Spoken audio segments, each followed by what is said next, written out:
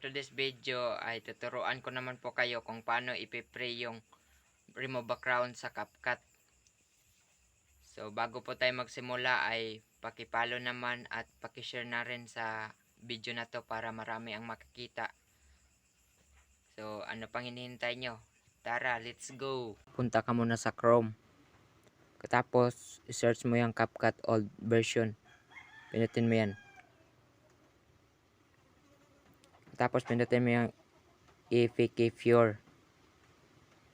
Tapos pindutin mo download latest version. Tapos scroll down mo. Pindutin mo yung download APK. Tapos na download sa akin, hindi ko na yung pipindutin.